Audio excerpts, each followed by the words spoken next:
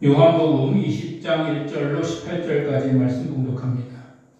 안식 후 첫날 일찍이 아직 어두울 때에 막달라 마리아가 무덤에 와서 돌이 무덤에서 옮겨진 것을 보고 시몬 베드로와 예수께서 사랑하시던 그 다른 제자에게 달려가서 말하되 사람들이 주님을 무덤에서 가져가다가 어디 두었는지 우리가 알지 못하겠다 하니 베드로와 그 다른 제자가 나가서 무덤으로 갈새 둘이 같이 다름질하더니 그 다른 제자가 베드로보다 더 빨리 달려가서 먼저 무덤에 이르러 굽으려 세마포 놓인 것을 보았으나 들어가지는 아니하였더니 시몬 베드로는 따라가서 무덤에 들어가 보니 세마포가 놓였고 또 머리를 쌌던 수건은 세마포와 함께 놓이지 않고 딴 곳에 쌌던 대로 놓여 있더라.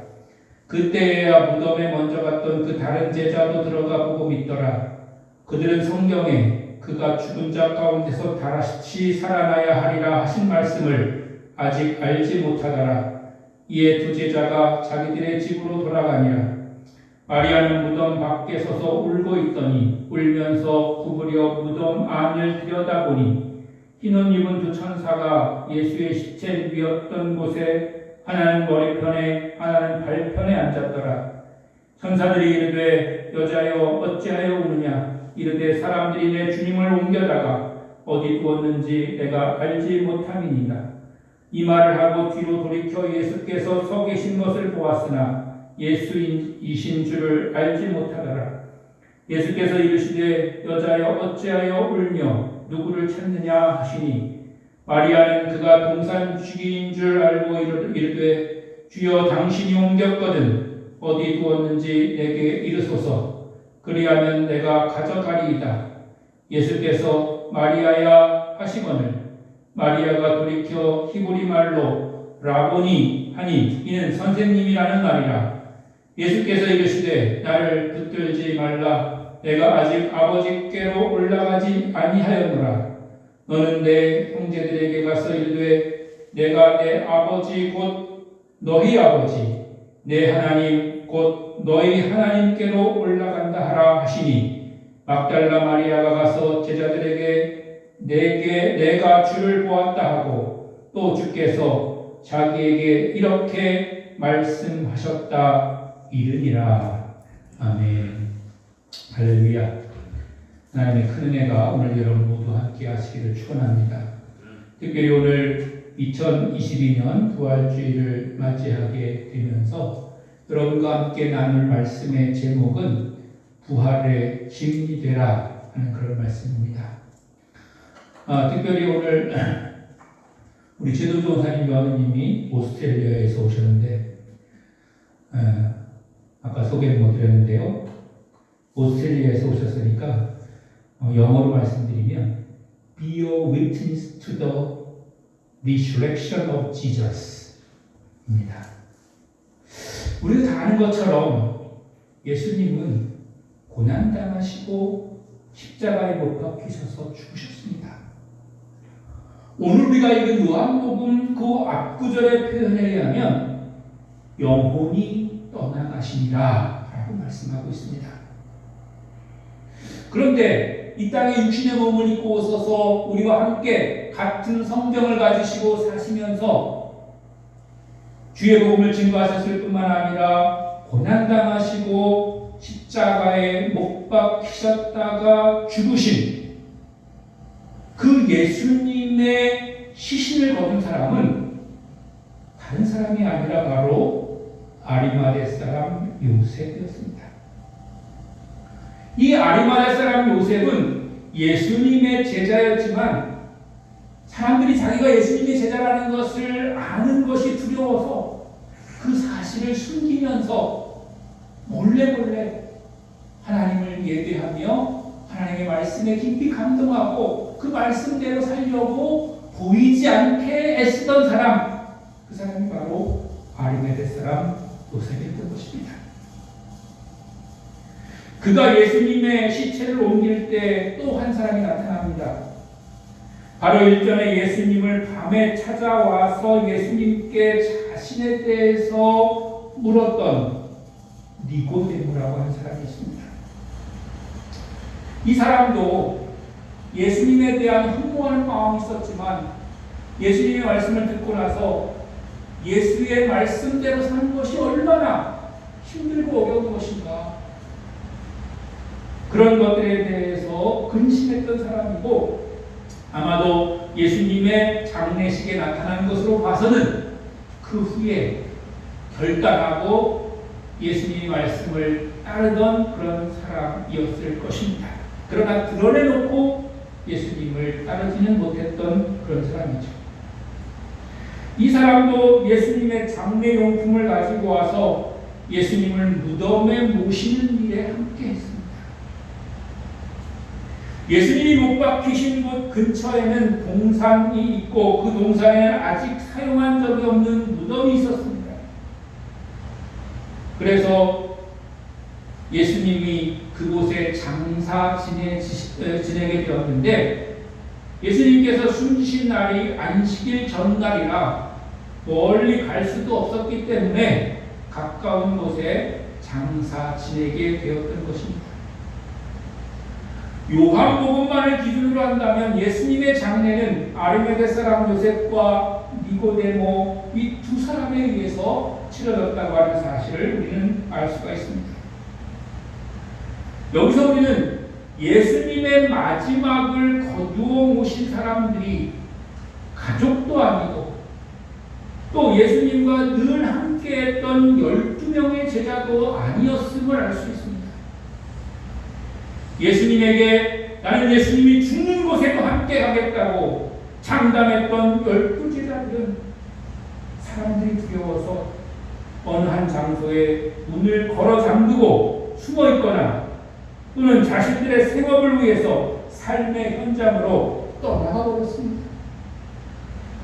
우리가 끝까지 신의를 지키는 것을 의리라고 그렇게 하는데, 오히려 예수님에게 의리를 지킨 사람들은 예수님의 말씀을 듣고 두려워하고 말씀대로 살지 못함을 안타까워하면서 예수님 곁에 가까이 가기도 두려워했던 그런 사람들이 오히려 예수님의 마지막을 함께했고, 그동안 예수님 곁에서 예수님 따라다니면서 환호도 받고 예수님과 함께 여러 일들을 감당했던 그런 사람들은 오히려 예수님 곁에서 멀리 떠나버리고 말았다는 것입니다.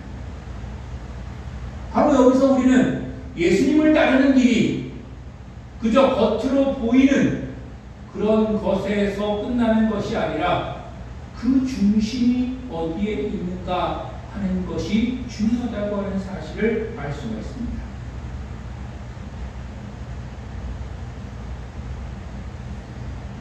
들에 허수아비가 서 있는데 허수아비가 꼿꼿하게 서 있어도 그 허수아비를 감싸놓은 그 옷들은 바람에 휘날리고 그렇게 흩날릴 수 있습니다. 그래서 여기저기로 그렇게 바람 부는 대로 오른쪽으로 흔들렸다, 왼쪽으로 흔들렸다, 앞으로 흔들렸다, 뒤로 흔들렸다 그렇게 할 수 있습니다. 그러나 그 중심은 정확하고 꼿꼿하게 서 있을 수가 있는 것이죠. 그러나 그 중심이 삐뚤어져 있더라도 옷을 탄탄하게 잘 그렇게 입혀놓으면 그 삐뚤어진 중심이 가려지고 사람들 보기에는 저 사람은 꼿꼿하구나 이렇게 생각되어질 수도 있다는 것입니다.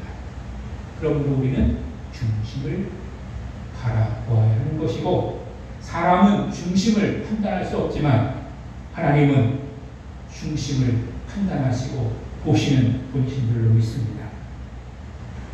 그래서 여러분 곁에도 혹시 지나치게 가까운 척하는 사람들이 있습니까? 그런 사람들을 주의하십시오. 너무 믿지 마십시오. 이 세상의 삶이라고 하는 것은 순리대로 상식적으로 되어지는 것이지 요행이나 어떤 특정한 사람에 의해서 결정되는 것이 아니라고 하는 것입니다. 우리가 어떤 일을 하다 보면 이번 일은 정말 저 사람의 공로가 100% 크다 이렇게 생각할 되어질 때가 있습니다. 그래서 그 사람 아니면 뭐 절대 안 될 것 같은 그런 경우가 생길 때도 있습니다. 물론 그런 때 중요한 역할을 해주는 사람이 고맙고 또한 훌륭한 건 사실입니다만은 그 사람에 의해서 모든 것이 다 이루어질 수는 없는 것입니다. 그래서 우리가 그것을 주의해야 하는 것입니다. 특히 이민사회에 가보면 그런 사람들이 가끔 있다는 말을 듣게 됩니다. 처음에 이건 오스트리아 얘기가 아니라 미국 얘기입니다. 저도 이제 미국에 사는 분들과 또 가서 이렇게 얘기를 들어보면 처음에 왔을 때 잘 모르고 그러니까 지나치게 가깝고 친하게 다가와서 막 이렇게 도와주는 사람들이 있는 거예요. 고마운 일이죠. 감사한 일입니다. 그러나 그 사람들 가운데 일부분은 순수한 의미가 아니라 나중에 자신의 이익을 도모하기 위해서 더 나아가서는 사기치기 위해서 그런 사람들이 간혹 있다고 하는 것을 그래서 우리는 그것을 주의해야 되는 것입니다. 만약에 정말 지나치게 우리에게 그렇게 가깝게 다가와서 가까운 척하고 자기가 모든 것을 다 할 수 있고 도와줄 수 있다고 그렇게 하는 사람이 있다면 그것은 사람들을 미혹하는 것입니다. 멀리 해야 됩니다. 목사도 마찬가지입니다. 목사가 이 땅 위에서 주님의 세우신 하나님의 대리자로서 주의 말씀을 증거하고 여러분과 함께 하지만 목사가 모든 것을 다 할 수 있는 그런 전문자가 아닙니다. 그러므로 혹 목사들 가운데서도 막 다 아는 것처럼 다 뭘 다 이렇게 좌지우지할 수 있는 것처럼 그렇게 하는 사람들은 우리가 주의해야 됩니다. 그런 사람들은 사기꾼일 가능성이 많습니다. 목사는 여러분과 함께 희노애락을 함께 하면서 하나님 안에서 바로 서도록 가르치고 힘을 얻도록 격려하고 돕는 역할을 하는 것이지 모든 것에 대해서 다 결정해주고 지시하고 책임질 수 있는 그런 권한을 하나님이 주시진 않았습니다. 성도들을 가족처럼 여기고 어려운 일, 슬픈 일은 내일처럼 슬퍼하고 안타까워하며 기쁜 일, 축하할 일이 있으면 뒤에서 조용히 기뻐하고 축하해 줄 것입니다. 그리고 성도가 하나님이 기뻐하시는 길을 갈 수 있도록 말씀을 통해서 안내하고 가르치며 기도로 돕는 것입니다. 그런 일을 하라고 하나님이 세우셨기 때문에 성도들은 목사가 다른 걱정하지 말고 하나님 일 하라고 목사를 또한 섬기는 것입니다. 그러므로 우리가 우리 주변에 정말 중심이 바른 사람이 누구인지 또 하나님이 기뻐하시는 일이 어떤 일인지 분별하여 판단할 수 있는 지혜가 여러분에게 있으시기를 축원합니다.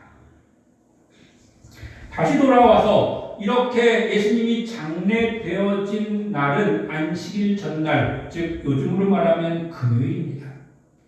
그래서 우리는 이 날을 성금요일이라고 부르는 것입니다. 그 다음 날인 토요일은 안식일이었고 예수님께서 부활하신 날을 안식 후 첫날 이렇게 성경은 기록하고 있는데 오늘날의 주일, 일요일이 바로 예수님께서 부활하신 날이 되는 것입니다. 그런데 그 안식 후 첫날, 주일날 아침 예수님이 무덤에 옮겨졌다는 소식을 들은 막달라 마리아는 예수님이 모셔졌다고 하는 무덤으로 달려갑니다. 가서 보니까 무덤을 닫아놓은 돌문이 열려져 있는 것을 발견합니다. 돌문이 닫혀져 있지 않다는 것은 그 안에 시신이 없다는 것을 의미합니다. 오늘 읽은 성경 1절 다음으로 11절로 이어지는 것입니다. 그런데 그 사이에 2절과 10절의 이야기가 들어가 있는 것을 우리가 볼 수가 있습니다. 막달라 마리아는 이 사실을 베드로와 제자들에게 알립니다. 베드로와 다른 한 제자는 이 소식을 듣고 예수님이 장례된 무덤으로 달려갑니다. 베드로는 누굽니까? 수제자라고 불리던 제자였고, 다른 제자는 누굽니까? 예수께서 사랑하시던 제자, 즉 세베대의 아들 요한을 가리킵니다. 이들이 평소에 예수님과의 관계를 볼 때 당연히 이들은 예수님께로 달려왔어야 되는 사람들이었습니다. 아니 오히려 막달라 마리아보다 더 먼저 와서 예수님이 어떻게 됐는지 확인해 봐야 됐었던 사람들인데, 막달라 마리아가 와서 보고 예수님 없어진 것 같아요 라고 그렇게 얘기하니까 그때서야 이 두 사람, 예수님하고 가장 가까이 있었고 예수님께서 가장 사랑해 줬던 그 사람들이 예수님께 달려온 것입니다. 무덤에 도착해서 무덤 안을 들여다보고 거기서 세마포와 수건을 발견하지만 역시 예수님이 안 계시다고 하는 사실을 확인합니다. 만약에 이럴 때 여러분 같으면 어떻게 하시겠습니까? 여러분이 정말 가까이 했던 분의 시신을 찾을 수 없을 때 아마도 일반적인 경우라면 또 상식적으로 생각하면 예수님을 찾아다녔을 것입니다. 그런데 그들은 10절에 그냥 자기 집으로 돌아가 버리고 맙니다. 요즘 젊은이들 표현대로 헐 아닙니까? 어이없는 일이죠. 9절의 괄호를 사용해서 그들은 성경에 그가 죽은 자 가운데서 살아나야 하리라 하신 말씀을 알지 못하더라 라고 변명을 굳이 붙여놨지만 그게 변명이 되지는 못할 것입니다. 그걸 몰랐다는 것이 더 이해가 안 될 수밖에 없는 것입니다. 아무튼 제자들의 역할은 여기까지 일단락되고 맙니다.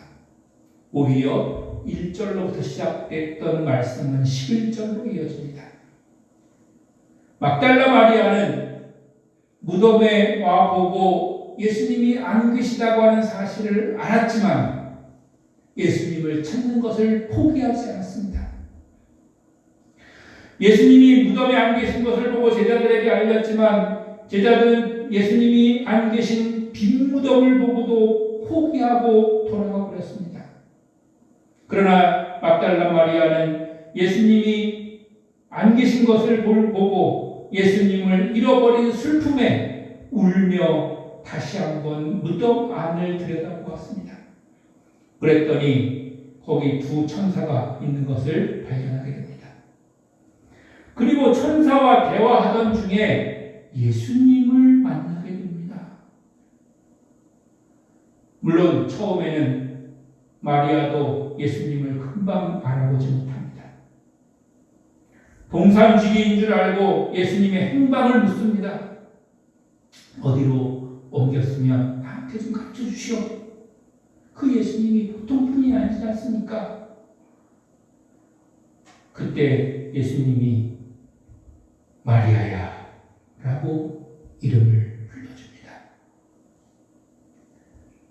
예수님께서 마리아를 향해서 마리아야 라고 이름을 불러주는 그 순간 마리아는 그분이 예수님이라고 하는 사실을 깨닫게 되고 예수님의 말씀을 듣고 예수님의 부활의 증인이 될 수 있었던 것입니다. 여러분, 우리가 오늘 주님 앞에 나와 부활절 장식을 보고 부활절 떡을 먹고 부활절 계란을 받고 이렇게 해서 예수님의 부활에 우리가 참여할 수 있는 게 아니라 여기 현수막에 예수 부활 하셨네 여기 써있다고 해서 예수님을 우리가 부활을 느끼게 되는 것이 아니라 살아나신 예수님의 음성을 들어야 되는 것입니다. 이 시간 주님은 여러분의 이름을 부르고 계십니다. 부활절을 그냥 행사로 우리가 그냥 오늘 부활절이니까 이렇게 즐겁게 진짜 이게 아니고 지금 이곳에 우리의 죄를 대신 짊어지시고 십자가에서 피 흘려 죽으셨다가 다시 살아나신 예수님께서 오셔서 내 옆에 내 뒤에 오늘 막달라 마리아의 그런 표현에 의하면 오히려 지금 제가 여러분에게 설교하고 있는 이 시간에 여러분 뒤편에서 여러분의 이름을 부르고 계신 거죠. 올서라. 돌아보니까 처음에 몰랐는데 예수님이었던 거예요. 그게 내 마음속에 들어와야지만이 그게 부활절인 거예요. 그게 부활에 내가 참여하는 거예요. 부활절 예배에 내가 교회 갔다 왔으니까 나는 부활절 참여했다 이게 아니고 여러분의 이름을 부르는 그 예수님을 만나야 되는 것입니다. 우리는 세상의 소리와 주님의 음성을 구별하지 못하고 살 때가 많이 있습니다. 세상의 소음 속에서 살아가는가 하면 또 주님의 음성을 알아듣지 못하고 그냥 흘려버리고 살아가는 경우가 많이 있는 것입니다. 그럴 때 주님은 우리에게 나타나셔서 분명하게 우리의 이름을 불러주십니다. 우리의 이름을 부르는 것은 단순히 우리를 호출하려는 그런 목적이 아니라 우리를 깨닫게 하려고 하는 것입니다. 주님이 우리를 부르는 음성을 들을 때 우리는 우리의 영이 깨어나고 주님을 바라보게 되고 주의 음성을 듣고 깨달아 순종하게 될 줄로 믿습니다. 지금도 주님은 우리를 부르고 있습니다. 아무개야, 아무개야, 아무개야. 주님의 음성을 들을 수 있는 귀가 열리시기를 주님의 이름으로 축원합니다. 마음이 열리시길 바랍니다. 영이 열려지고 주님과 소통하게 되시는 여러분이 되실 줄로 믿습니다. 그 후에 마리아는 부활의 증인이 되었습니다. 예수님의 말씀을 들은 마리아는 다른 곳으로 가지 않고 제자들에게 달려갔습니다. 그리고 질문합니다. 내가 주를 보았다. I have seen the Lord. 주께서 자기에게 이렇게 말씀하셨다. 이것이 곧 진정한 그리스도인의 모습인 것입니다. 진정한 그리스도인은 예수 그리스도의 증인의 삶을 사는 것입니다. 나만 교회 다니면서 마음의 평화만 얻고 사는 것이 아니라 나가서 내가 예수를 만났다. 예수님이 이렇게 말씀하시더라. 그래서 난 이렇게 살고 있다. 라고 말을 통해서뿐만 아니라 삶을 통해서 증거하는 거예요. 그래서 사람들이 나를 보면 저 사람 정말 예수 믿는 사람이구나. 내가 내 이마에다가 예수쟁이 이렇게 안 쓰고 다녀도 저 사람 사는 거 보니까 정말 예수 믿는 사람이구나. 이렇게 깨닫도록 증거하는 삶을 사는 것이죠. 예수님의 부활을 기념하는 부활절에 우리 모두가 부활을 증언하는 삶을 살기로 결단하는 진정한 그리스도인이 되시기를 주님의 이름으로 간절히 축원합니다.